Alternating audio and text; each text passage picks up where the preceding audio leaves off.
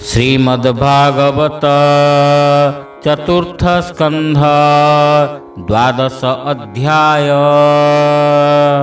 ओं नमो भगवते वासुदेवाय।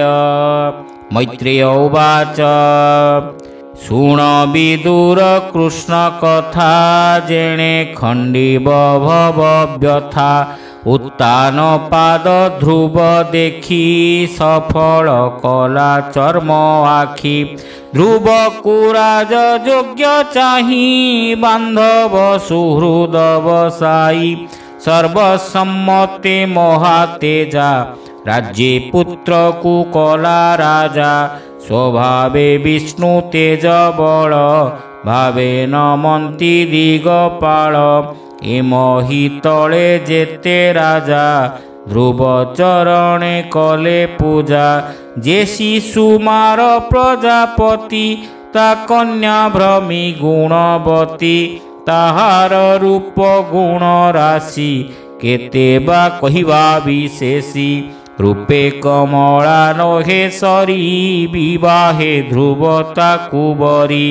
अशेष अलंकार शोभा विराजे अंगज्योति आभा। से कन्या गर्भे पुत्र दुई कल्पवत्सर बेनी भाई। द्वितीया भार्या इला नाम रूपे गंजई कोटि काम। स्वभावे समीरण सुता सुगुणा सुंदरी विनीता। तार उदरे ध्रुव बीर्जे पुत्रे कहेला महातेजे। उत्कल नामे से कुमार स्वभावे महाजोगेश्वर। हरि हरि बोला। पुणी जन्मिला कन्या एक तारूप गुण अतिरेक। ध्रुवर कनिष्ठ उत्तम रूप भुवने नाही सम। स्वभावे वयस किशोर विभान कले वीरवर। से एक दिने अश्वे बसी मृगया अर्थे बने पशी। बहुत दूर से गमिला मन आनंदे नृप बड़ा। मिलिला कुबेर भुवने ताहाकु देखी गुह्य गणे। बळे रुंधिले युद्ध करी अश्वघे नीले ताकु मारी। ता शुणी ताहार जननी विकले पुत्र कष्ट घेनी। वन अनले देह देला पुत्र वियोग दुखे मला। से कथा शुणी ध्रुव शोके कंपिला माता भ्राता दुखे। से ध्रुव अति क्रोध बही अश्वसारथी बेगेराई। जयित्र नामे रथे बसी स्वभावे सोहे रूप राशि। शोक अनले कोप भरे कठोर धनु धरी करे। कुबेर कानने मिलिला उदंडे शंख नाद कला। जेबने रुद्र अनुचरे बसंती नदी वन घोरे। हिम पर्वत द्रोणी मध्ये गुह्यके वसंती आनंदे। सेवने बळे पशी ध्रुव उदंडे कला शंखरव। शबदे पुरिला आकाश वन पर्वत दश दिश। यक्ष कामिनी गण बेगे भये चाहिले ऊर्ध्व दिगे। सेनाद शुणी दश दिशे गुह्यक गण महारोषे। हरि हरि बोल। धाइले नाना शस्त्र धरी चलन्ते कंपे वसुंधरी। गुह्यक गणे ध्रुवे चाही निजको दंडे गुण देई। आकर्ण जाए टाणी गुण बिंधिले तिनी तिनी बाण। ध्रुवर तीक्ष्ण बाण बळे पड़िले गुह्यक सकले। गुह्यक गण देखी त्रासे रणे भाजिले दश दिशे। अद्भुत कर्म देखी तार विष्णुर तेजे बलियार।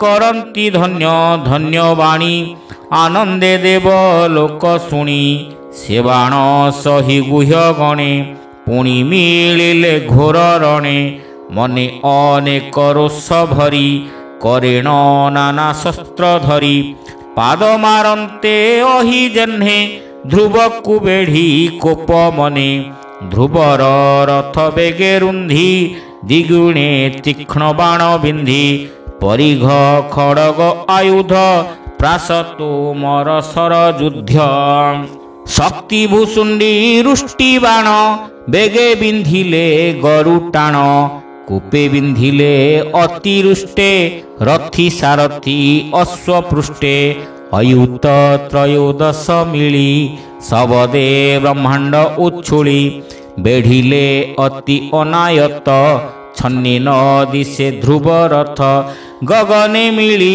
ଦେବଲୋକେ କହନ୍ତି ଏକ କୁଆରେକେ ଶୁଭଇ ହାହାକାର ବାଣୀ ଦେବେ ବୋଲନ୍ତି ତାହା ଶୁଣି ଦେଖ ଏ ମନୁ ବଂଶ ସୁତ ପ୍ରଚଣ୍ଡ ଯେସନେ ଆଦିତ୍ୟ ଗୁହ୍ୟକ ସମୂହେ ବୁଡ଼ିଲା ଧ୍ରୁବ ନିଶ୍ଚୟ ନାଶ ଗଲା ଗର୍ଜନ୍ତି ଜାତୁ ଧାନ ଗଣେ ଧ୍ରୁବ ଯେ ଶୁଣିତା ଶ୍ରବଣେ ସାରଥି ଚାହିଁ ପୁଣ୍ୟ ଦେହା ବୋଇଲା ଉର୍ଦ୍ଧ୍ୱେ ରଥ ବାହା ଶୁଣି ସାରଥି ଅତି ବେଗେ ରଥ ବାହିଲା ଶୂନ୍ୟ ମାର୍ଗେ ନିହାର ଭେଦି ସୂର୍ଯ୍ୟ ଜହ୍ନେ ତେମନ୍ତେ ଦିଶଇ ଗଗନେ ଦେଖି ତାହାର ତେଜ ବଳ ଆନନ୍ଦ ହୋଇଲେ ସକଳ ଗଗନେ ରହି ମନୁସୂତ ବାଣ ବରସେ ଅପ୍ରମିତ ଗୁହ୍ୟକ ବାଣ ବୃଷ୍ଟି ନାଶେ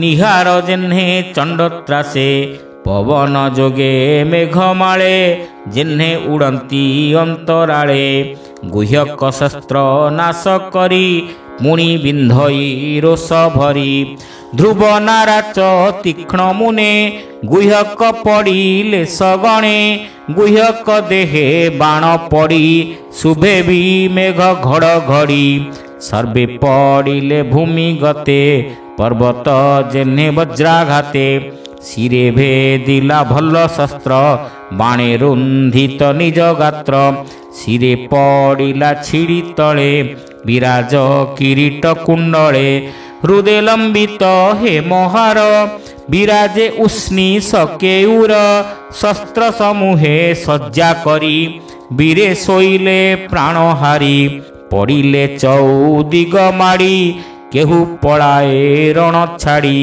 ଯେବା ଉବୁରି ଗଲେ ରଣେ ଭୟେ ଲୁଚିଲେ ଘୋର ବନେ ସିଂହର ତ୍ରାସେ ଜହ୍ନେ ମୃଗେ ଭୟେ ଭାଜିଲେ ଦଶ ଦିଗେ ଧ୍ରୁବ ଯେ ଦଶ ଦିଗେ ଚାହିଁ ଦେଖଇ ରଣେ କେହି ନାହିଁ ବୋଲେ ସାରଥି ମୁଖ ଚାହିଁ ଏ ପୁରେ ପଶରଥ ବାହି ଦହନ କରିବି ଅନଳେ ଯେବା ଅଛନ୍ତି ଗୁହ୍ୟ କୂଳେ ସର୍ବ ମାରିବି ଭ୍ରାତା ଛଳେ ତୁ ଏବେ ରଥ ବାହା ବଳେ ହେମନ୍ତ ଧ୍ରୁବ ବାକ୍ୟ ଶୁଣି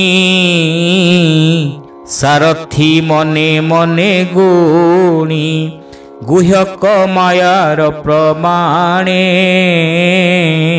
ହେମନ୍ତ ଘୋର ନାଦ ଶୁଣେ ପ୍ରଳୟ କାଳେ ସିନ୍ଧୁ ଜହ୍ନେ ଲହରୀ ଉଛୁଳେ ଗଗନେ ପୁଣି ଦେଖଇ ଚାରି ଦିଗେ ଧୂଳି ଉଡ଼ଇ ଶୂନ୍ୟ ମାର୍ଗେ ତକ୍ଷଣେ ଘୋର ନାଦ କରି ମେଘ ସମୂହ ଶୂନ୍ୟେ ପୁରୀ ବିଜୁଳି ସ୍ଫୁରେ ଦଶ ଦିଶେ ବଜ୍ର ଶବଦ ସଙ୍ଗେ ମିଶେ ଉଲୁକା ପଡ଼େ କୋଟି କୋଟି ରୁଧିର ସଙ୍ଗେ ପୂଜ ବୃଷ୍ଟି ମୂତ୍ର ପୁରୀ ସରେତ ତୁଲେ ଦୁର୍ଗନ୍ଧେ ଧରଣୀ ପୁରିଲେ କବନ୍ଧେ ପଡ଼ିଲେ ଆକାଶୁ ଦିଗ ପୁରିଲା ଘୋର ପାଂଶୁ ନିର୍ଘାତେ ଗଗନୁ ପଡ଼ନ୍ତି ଗଦା ପରିଘ ପନ୍ତି ପନ୍ତି ମୁଷଳ ସଙ୍ଗେ ବଜ୍ର ପଡ଼ି ଘୋର ଶବଦ ଘଡ଼ ଘଡ଼ି ସର୍ପେ ଧାମନ୍ତି ଫୁଫୁ କରି ଅନଳ ପ୍ରାୟ ଚକ୍ଷୁଧାରୀ ଗଜେ ଧାମନ୍ତି ଶୁଣ୍ଢ ତୋଳି ସିଂହ ଶାର୍ଦୁଳ ସଙ୍ଗେ ମିଳି ତକ୍ଷଣେ ସିନ୍ଧୁ ଉଛୁଳିଲା ଲହରୀ ଗଗନେ ଲାଗିଲା ଭୂମି ପୁରିଲା ମହାଜଳେ ପ୍ରଚଣ୍ଡ ପବନ ଉଲ୍ଲୋଳେ କଳ୍ପାନ୍ତେ ଘୋର ନାଦ ଜେହ୍ନେ ଶବଦ ପୁରିଲା ଗଗନେ ଏମନ୍ତେ ନାନା ମାୟା କରି ଗୁହ୍ୟକେ ସମର ଆବୋରି ମିଳିଲେ ନାନା ଶସ୍ତ୍ର ଘେନି ଶବଦେ କମ୍ପାଇ ମେଦିନୀ ଧ୍ରୁବ ଉପରେ ମାୟା କରି ଗୁହ୍ୟକେ ସନ୍ଧିଲେ ଆବୋରି ଗୁହ୍ୟକ ମାୟା ଦେଖିବେ गे ମୁନି ମିଳିଲେ ଧ୍ରୁବ ଆଗେ କଲ୍ୟାଣ ବାଞ୍ଛା ମନେ ବହି ବୋଲନ୍ତି ଧ୍ରୁବ ମୁଖ ଚାହିଁ ମୁନିଗଣ ଉବାଚ ଶୁଣ ହେ ଉତ୍ତାନ କୁମାର ତୋତେ ପ୍ରସନ୍ନ ଚକ୍ରଧର ଯେ ହରି ଭବ ଭୟ ନାଶେ ଆମ୍ଭେ ତା ଦେଖୁ ତୋର ପାଶେ ଜାନାମ ସ୍ମରି ଅନ୍ତକାଳେ ପ୍ରାଣୀ ତରନ୍ତି ଅବହେଳେ ସେ ହରି ନାମ ତୁ ସୁମର ଗୁହ୍ୟକ ମାୟାକୁ ସଂହର ଏମନ୍ତେ ମୁନିଙ୍କର ବୋଲେ ରଥ ତେଜିଲା ଅନ୍ତରାଳେ ଶୁଣ ସୁଜନେ ହରି କଥା ହରି ନ ସହେ ଭୃତ୍ୟ ବ୍ୟଥା କହଇ ଦାସ ଜଗନ୍ନାଥ ସୁଜନେ ହରି ପଦେ ଚିନ୍ତ ଭାବେ କହଇ ଦାସ ଜଗନ୍ନାଥ ଭାବେ ସୁଜନେ ହରି ପଦେ ଚିନ୍ତ ହରି ହରି ବୋଲ इति श्रीमद्भागवते महापुराणे पारमहंस्यां संहितायां चतुर्थस्कन्धे ध्रुवचरितं नाम 12 अध्याय हरि हरि बोल।